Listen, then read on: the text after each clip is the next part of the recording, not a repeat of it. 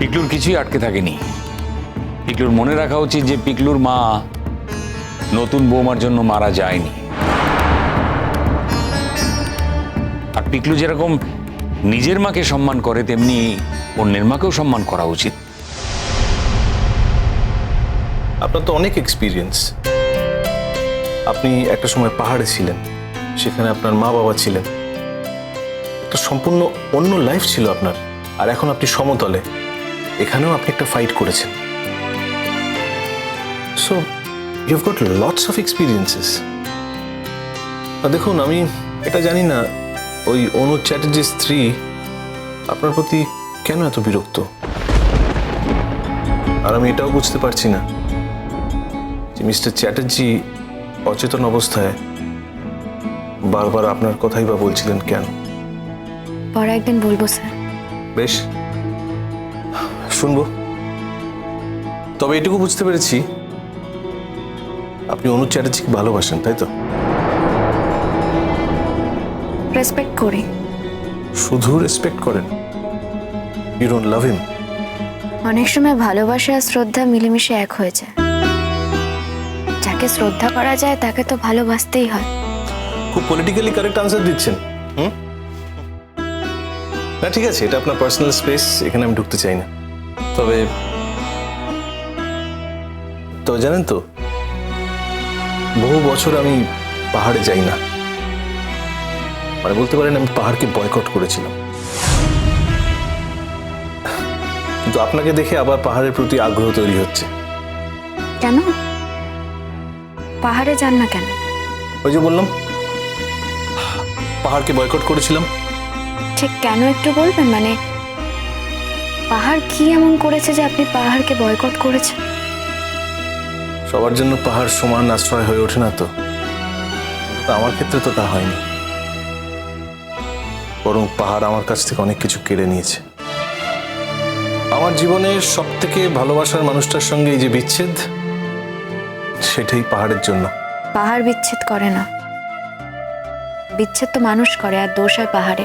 একটা সময় যে মানুষটা আমাকে ছায়ার মতো অনুসরণ করত, আমাকে সারাক্ষণ চোখে হারাতো, সেই মানুষটা পাহাড়ে গিয়ে আমাকে সম্পূর্ণ ভুলে গেছে।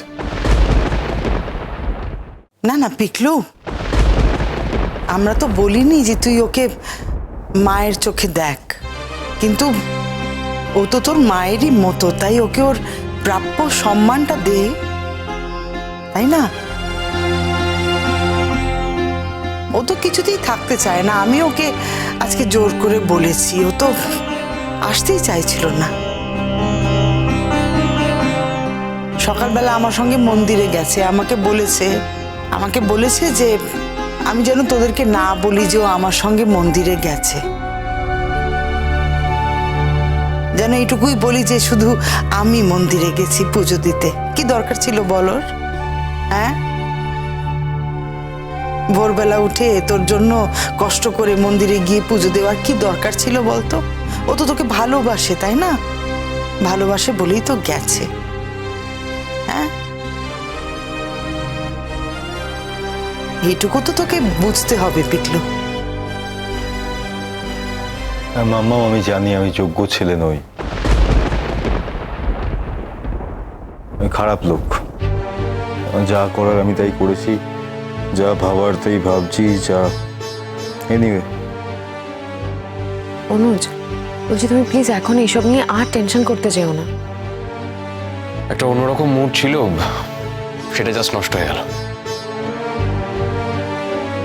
সত্যি তোমরা এত আনন্দ করছো, তার মধ্যে আমি তোমাদের মুডটা খারাপ করে দিলাম। এই জন্যই তো আমি থাকতে চাই না এইসব ব্যাপারে। তোমরা আনন্দ করো, আমি রান্নাঘরে যাচ্ছি। দাঁড়াও নতুন কাম্মা, আমিও যাবো তোমার সাথে। শোনো ভাইয়া, চপটা তাহলে আমিই বানাচ্ছি, ঠিক আছে? আমি তো তোমাকে এরকমই কিছু একটা বললাম বৌমনি, আমি বলছি তাতে হচ্ছে না, আমার অ্যাপ্রুভালটা যথেষ্ট নয়। আমি কি খাবো না খাবো, কি খাবার খেতে চাইবো, সেটা কি অন্য কেউ তোমাকে বলে দেবে, তারপরে তুমি করবে? কি ব্যাপার, কেমন আছো? আমরা আর হাসপাতালে গেলাম না, তোমরা এতজন ছিলে বলে বাড়ি থেকে এলাম।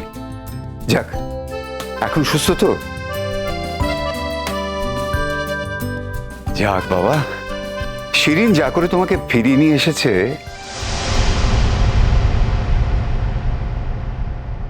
পিকলুকে শিরিন ফিরিয়ে এনেছে নাকি? জানতাম না তো। ওই আর কি, সবাই মিলে। ডাক্তাররা হেল্প না করলে তো। অ্যাকচুয়ালি ডাক্তাররাই বাঁচাতে পারে। এরকম অসুস্থ অবস্থায় তো কোনো লেমন নিশ্চয় একজন রোগীকে সুস্থ করে তুলতে পারে না। হ্যাঁ, যত্ন আত্মীর ব্যাপার একটা থাকে বটে, তবে এক্ষেত্রে তো সেই সুযোগও শিরিন পায়নি। তাই প্লিজ বলবেন না যে শিরিন অনুজকে বাঁচিয়ে এনেছে। হ্যাঁ, বরং এটা বলতে পারেন শিরিনের কপাল জোরে অনুজ বেঁচে গেছে, সেটুকু মানা যাবে। আচ্ছা কে, তুমি কি বলতে চাইছো বলো তো? এই যে অনুজ সুস্থ হয়ে উঠলো, তার পেছনে শিরিনের কোনো কন্ট্রিবিউশন নেই? শিরিন যে এত প্রেয়ার করলো, তার কোনো মূল্য নেই? তার চোখের জলে কোনো মূল্য নেই? এই যে অনুজের সঙ্গে সব সময় থেকেছে, তাকে বুস্ট আপ করেছে, তাকে সাহস জুগিয়েছে, মনে জোর দিয়েছে, তারও কোনো মূল্য নেই বলতে চাইছো? ও অনুজের মনে কোনো জোর আসেনি তার জন্য? সেটা নিয়ে লড়াই করে কিছু লাভ নেই। ও তোর বউ, ও তো ওর জন্য প্রেয়ার করবেই।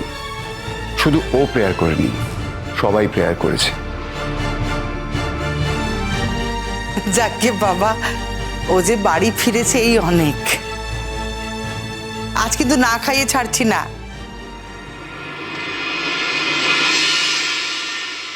এর জন্য পাহাড় ঠিক কিভাবে দায়ী হলো?